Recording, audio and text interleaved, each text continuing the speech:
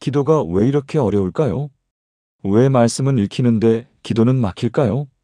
왜 다른 사람의 기도는 은혜로운데 내 기도는 공허하게 느껴질까요? 주여, 주여 하고 부르기만 하다가 끝나는 기도, 혹시 여러분도 그런 적 없으신가요? 새벽에 일어나 무릎을 꿇었는데 입이 열리지 않는 그 답답함을 아십니까? 간절한 마음은 있는데 어떤 말로 시작해야 할지 몰라서 한숨만 나오는 그 순간을 경험해 보신 적 있으신가요? 기도 제목은 수없이 많은데 정작 기도할 때가 되면 막막해지는 그 느낌 말입니다.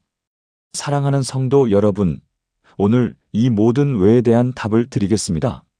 놀랍게도 하나님은 우리에게 단 5마디의 기도만 주셨습니다. 길고 화려한 기도가 아니라 짧고 단순한 5마디입니다. 이 5마디만 알면 기도가 막힐 때 언제든지 하나님 앞에 나아갈 수 있습니다.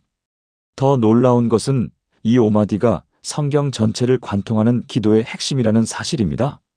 예수님께서 직접 가르쳐 주신 기도이고 성경의 위대한 믿음의 사람들이 실제로 드렸던 기도입니다. 복잡하게 생각하실 필요 없습니다. 오늘 제가 나누는 이 5마디를 마음에 새기고 입으로 고백하기만 하면 됩니다. 기도가 안 될 때, 말이 막힐 때, 무엇을 기도해야 할지 모를 때, 이 5마디면 충분합니다.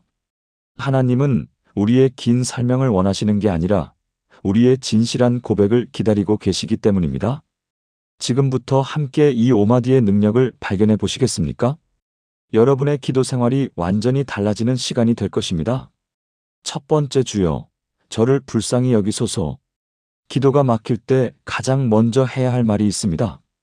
바로 주여, 저를 불쌍히 여기소서라는 고백입니다. 많은 성도들이 기도할 때 실수하는 것이 있습니다. 자신의 상황을 길게 설명하려고 하고 자신의 필요를 상세히 나열하려고 합니다. 하지만 그럴수록 기도는 더 막히고 공허해집니다. 하나님은 이미 우리의 모든 것을 아시는 분이시기 때문입니다. 그분께 필요한 것은 우리의 긴 보고서가 아니라 우리의 겸손한 마음입니다. 누가복음 18장 13절을 함께 보시겠습니까? 세리는 멀리 서서 감히 눈을 들어 하늘을 쳐다보지도 못하고 다만 가슴을 치며 이르되 하나님이여 불쌍히 여기소서 나는 죄인이로소이다 하였느니라. 이 세리의 기도를 보십시오. 얼마나 짧습니까? 얼마나 단순합니까? 그런데 예수님은 이 기도가 바리새인의 긴 기도보다 하나님께 상달되었다고 말씀하셨습니다. 이 한마디 기도에는 엄청난 영적 진리가 담겨 있습니다. 첫째, 이 기도는 자기 의를 완전히 내려놓은 기도입니다. 내가 이렇게 했으니 들어주세요라는 조건이 없습니다. 내가 이런 사람이니 축복해주세요라는 자랑이 없습니다. 오직 하나님의 긍휼하심만을 의지하는 기도입니다. 둘째, 이 기도는 자신의 연약함을 솔직히 인정하는 기도입니다. 저는 할 수 없습니다. 저는 부족합니다. 오직 주님만이 저를 도우실 수 있습니다라는 고백이 담겨 있습니다. 셋째, 이 기도는 하나님의 성품을 신뢰하는 기도입니다. 불쌍히 여기신다는 것은 하나님의 본성이기 때문입니다. 시편 103편 13절은 말합니다. 아버지가 자식을 긍휼히 여김같이 여호와께서는 자기를 경외하는 자를 긍휼히 여기시나니. 하나님은 우리를 불쌍히 여기시는 분이십니다. 우리가 자격이 있어서가 아니라 그분의 성품이 그러하시기 때문입니다. 제가 목회하면서 만난 한 집사님의 이야기를 나누고 싶습니다. 그 집사님은 50대 중반의 여성이셨는데 평생 교회를 다니셨지만 기도가 막혀서 고민하셨습니다. 목사님, 저는 기도할 자격이 없는 것 같아요. 제가 뭔가 더 나아져야 하나님 앞에 나갈 수 있을 것 같은데 저는 항상 똑같은 죄를 반복하고 있습니다라고 말씀하셨습니다. 저는 그 집사님께 이 한마디 기도를 가르쳐 드렸습니다. 주여, 저를 불쌍히 여기소서. 처음에는 이 기도가 너무 짧아서 어색하다고 하셨습니다. 하지만 매일 아침 이 한마디로 기도를 시작하셨습니다. 그러자 놀라운 일이 일어났습니다. 이 한마디를 고백하는 순간 자신을 변명하려던 마음이 사라졌고 하나님 앞에 서 있는 그대로의 자신을 드러낼 수 있게 되었습니다. 그리고 이 한마디 후에 자연스럽게 다음 기도가 흘러나왔습니다. 3개월 후 그 집사님은 간증하셨습니다. 목사님, 이제 기도가 막히지 않아요. 주여, 저를 불쌍히 여기소서라고 시작하면 그 다음은 성령님께서 이끌어 주십니다. 사랑하는 성도 여러분, 기도가 막힐 때가 있습니까? 무엇을 기도해야 할지 모르겠습니까? 이 한마디로 시작하십시오. 주여, 저를 불쌍히 여기소서. 이 기도는 우리의 자존심을 내려놓고 하나님의 긍휼하심 안으로 들어가는 문입니다. 이 문을 통과하는 순간 하나님의 임재를 경험하게 될 것입니다. 두 번째, 주여, 제가 무엇을 하기를 원하십니까? 두 번째 기도는 우리의 의지를 하나님께 내어드리는 기도입니다. 주여, 제가 무엇을 하기를 원하십니까? 많은 사람들이 기도할 때 이렇게 말합니다. 하나님, 이것을 해주세요. 저것을 이루어 주세요. 이 문제를 해결해 주세요. 물론 이런 간구의 기도도 필요합니다. 하지만 더 중요한 기도가 있습니다. 바로 하나님의 뜻을 구하는 기도입니다. 사도행전 9장 6절에서 사울이 다메섹 도상에서 예수님을 만났을 때 드린 기도가 바로 이것입니다. 주여 누구시니이까 이르시되 나는 내가 박해하는 예수라. 내가 일어나 시내로 들어가라. 내가 행할 것을 내게 이를 자가 있느니라. 사울은 이 질문으로 자신의 인생이 완전히 바뀌는 경험을 했습니다. 그 전까지 사울은 자기가 옳다고 생각하는 대로 살았습니다. 열심히 하나님을 섬긴다고 생각했지만 실제로는 하나님의 뜻과 정반대로 살고 있었습니다. 그런데 이 한마디 질문을 통해 그의 삶이 180도 바뀌었습니다.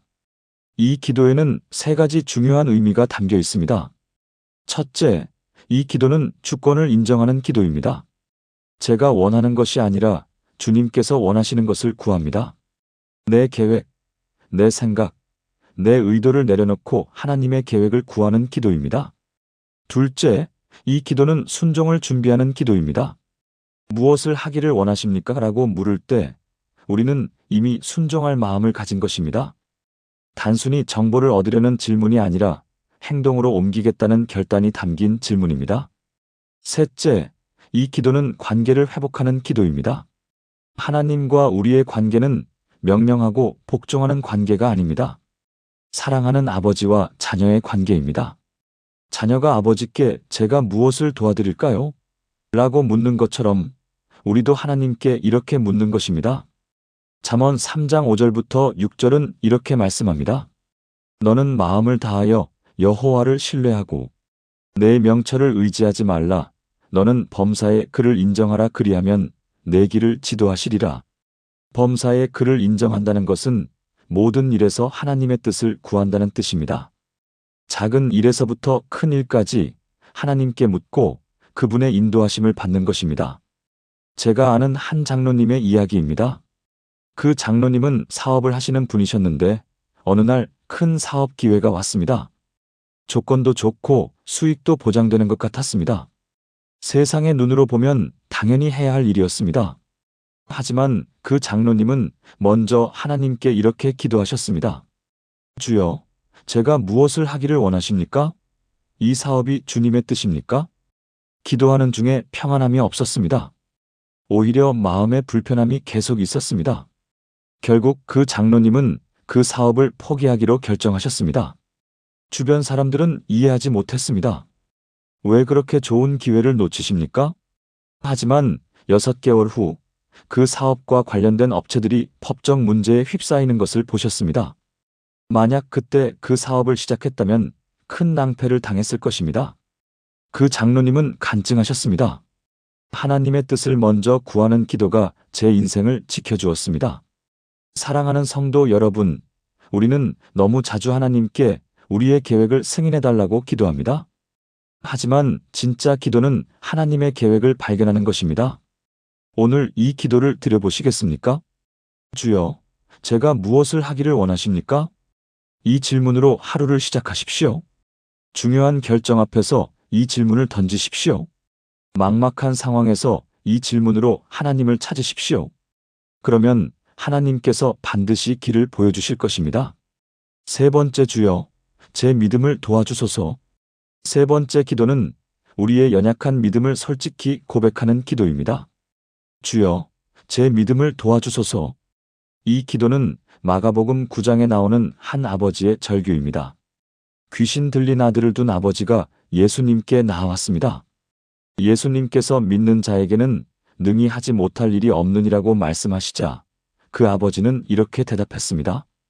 마가복음 9장 24절입니다.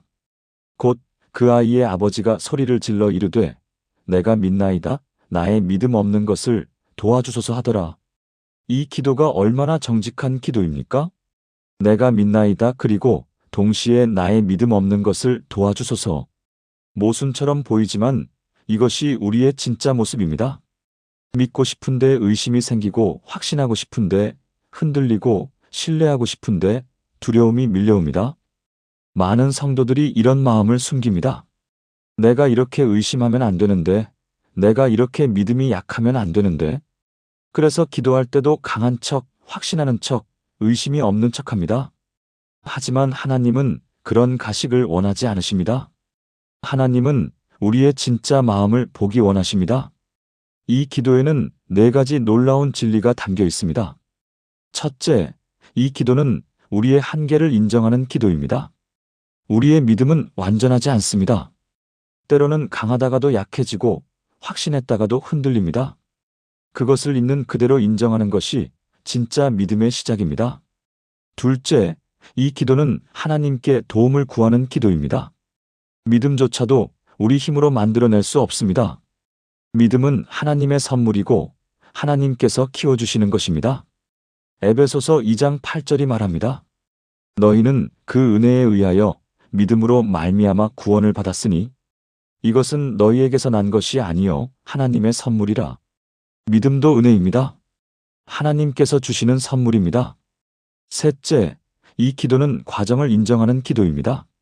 믿음은 한순간에 완성되지 않습니다.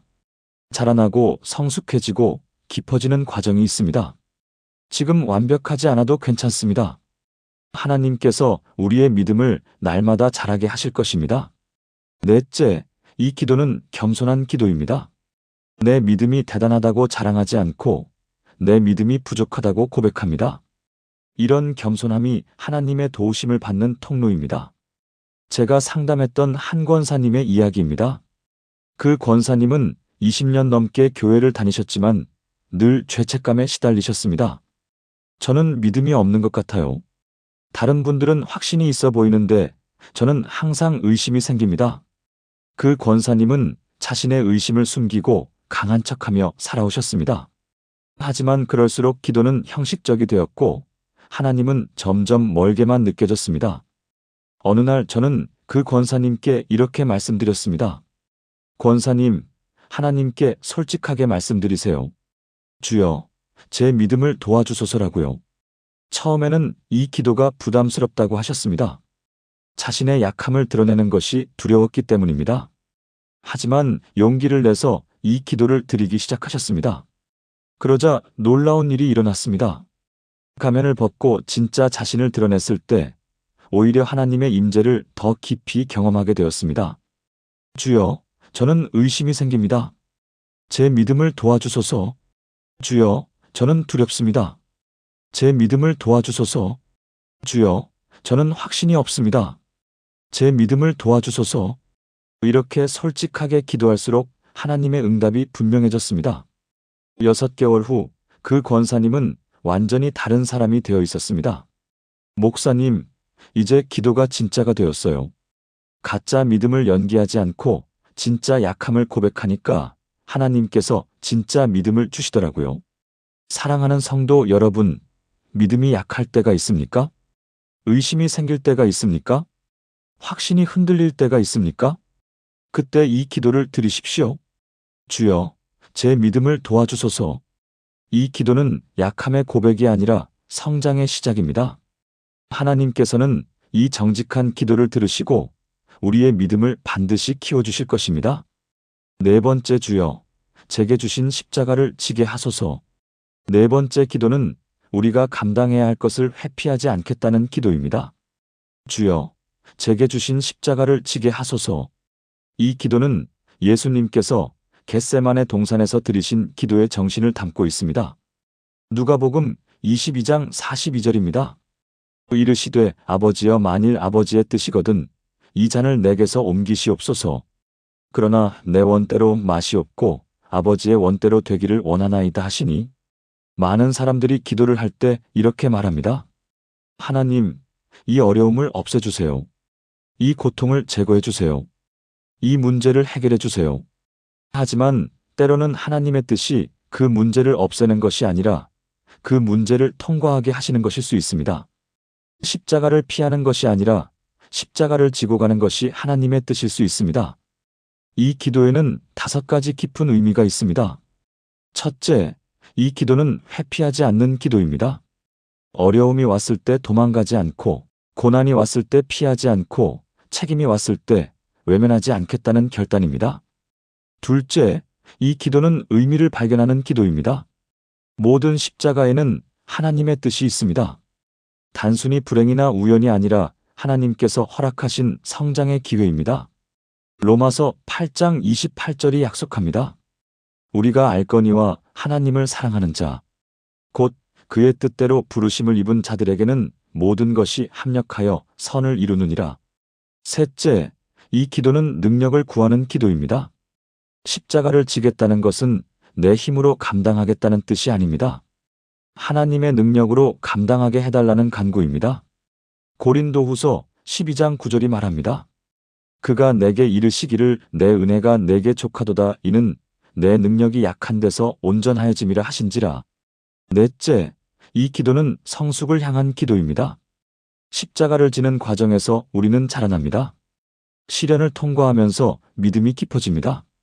고난을 견디면서 인격이 빚어집니다. 다섯째, 이 기도는 부활을 바라보는 기도입니다. 십자가가 끝이 아니라 부활이 있음을 믿는 기도입니다. 고통 뒤에 영광이 있고 눈물 뒤에 기쁨이 있음을 확신하는 기도입니다. 제가 만난 한 집사님의 이야기를 나누겠습니다. 그 집사님은 60대 초반의 여성으로 남편을 간병하고 계셨습니다. 남편이 중풍으로 쓰러지신 후 5년째 간병하고 계셨는데 육체적으로도 정신적으로도 너무 힘드셨습니다. 목사님, 솔직히 이 삶이 너무 고통스럽습니다. 하나님께 왜 우리에게 이런 십자가를 주셨는지 원망스러울 때가 있습니다. 그 집사님은 매일 하나님께 기도했습니다. 하나님, 이 고통을 없애주세요. 남편을 고쳐주세요. 하지만 상황은 나아지지 않았습니다. 어느 날 새벽 기도 중에 하나님께서 그 집사님의 마음에 이렇게 말씀하셨다고 합니다. 이 십자가는 너를 무너뜨리려는 것이 아니라 너를 빚으려는 것이다. 그날 이후 그 집사님의 기도가 바뀌었습니다. 주여, 이 고통을 없애달라고 기도하지 않겠습니다.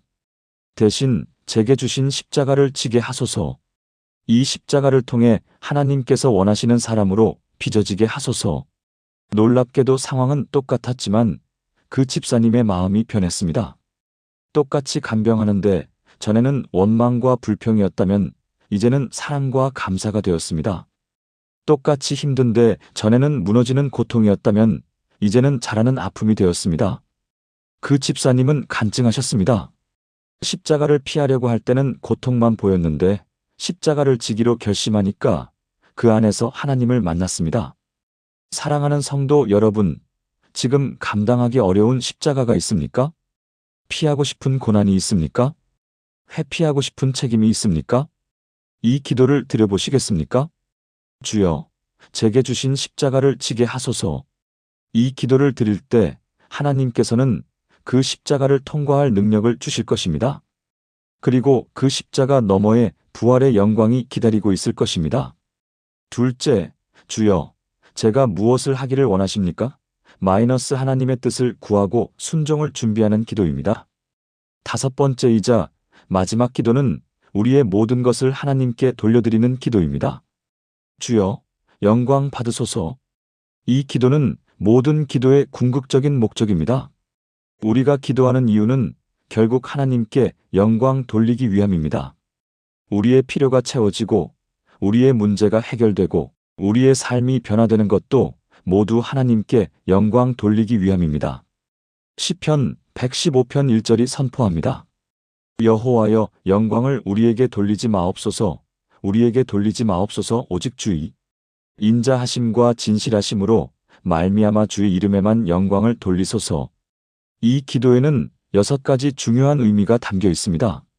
첫째, 이 기도는 자기 중심에서 벗어나는 기도입니다. 우리는 너무 자주 기도의 중심에 우리 자신을 놓습니다. 내 필요, 내 문제, 내 소원. 하지만 진짜 기도는 하나님을 중심에 놓는 것입니다. 하나님의 영광, 하나님의 뜻, 하나님의 나라. 둘째, 이 기도는 결과를 하나님께 맡기는 기도입니다. 우리가 원하는 대로 되든 안 되든, 우리가 바라는 것이 이루어지든 안 이루어지든, 하나님께서 영광 받으시는 것이 최우선입니다. 셋째, 이 기도는 감사의 기도입니다. 영광을 돌린다는 것은 하나님께서 하신 일을 인정하고 찬양하는 것입니다. 아직 응답을 받지 못했어도, 아직 문제가 해결되지 않았어도 하나님께 영광 돌릴 수 있습니다. 넷째, 이 기도는 신뢰의 기도입니다. 하나님께서 가장 좋은 것으로 인도하실 것을 믿기 때문에 미리 영광을 돌립니다. 요한복음 11장 4절에서 예수님은 나사로의 병에 대해 이렇게 말씀하셨습니다. 예수께서 들으시고 이르시되 이 병은 죽을 병이 아니라 하나님의 영광을 위함이요 하나님의 아들이 이로 말미암아 영광을 받게 하려 함이라 하시더라. 다섯째, 이 기도는 목적을 재정렬하는 기도입니다.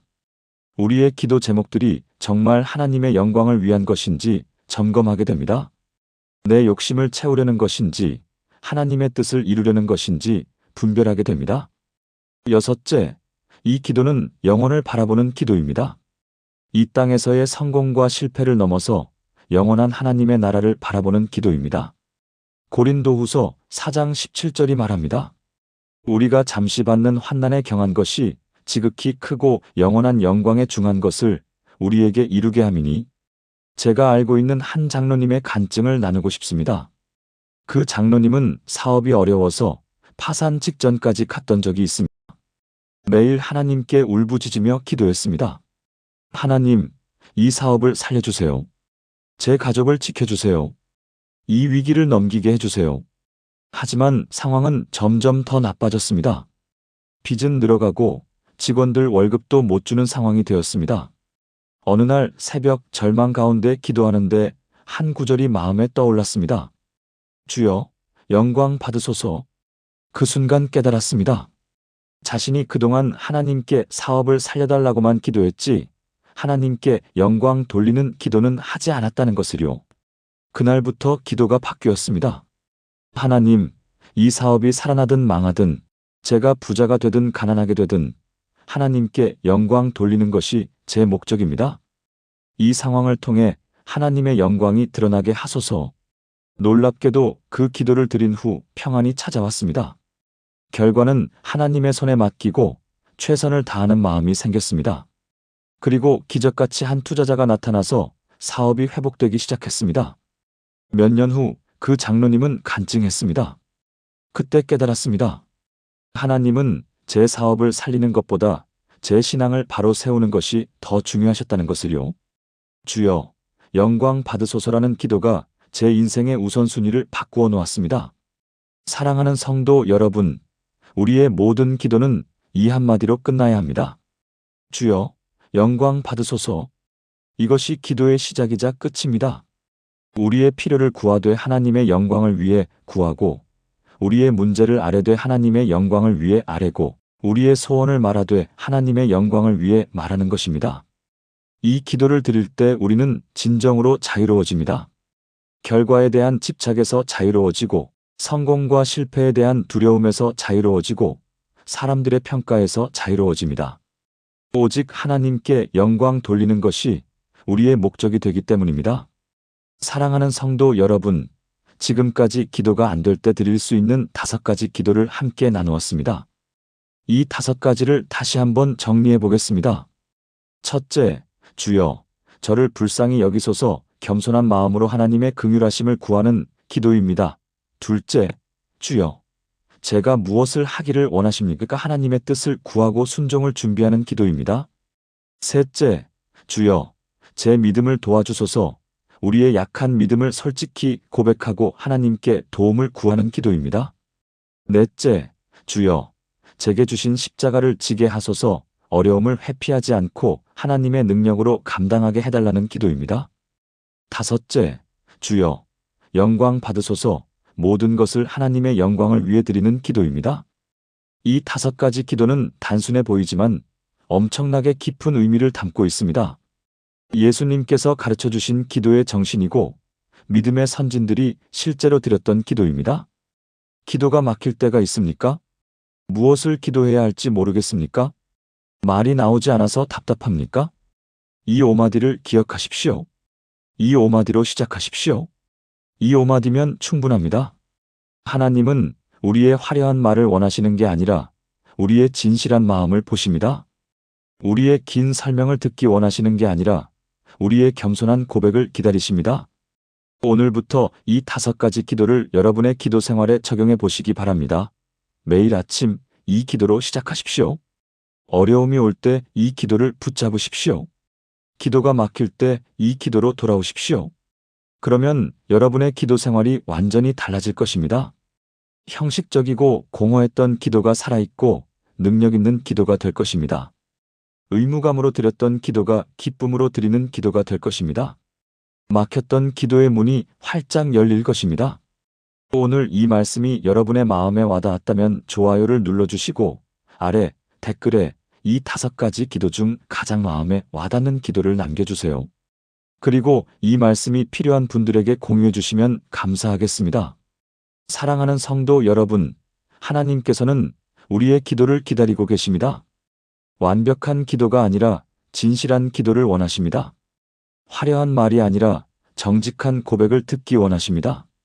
오늘 이 5마디의 기도가 여러분의 기도 생활에 새로운 시작이 되기를 축복합니다. 여러분의 기도가 하늘에 상달되고 하나님의 응답이 여러분의 삶에 풍성하게 임하기를 주님의 이름으로 축복합니다.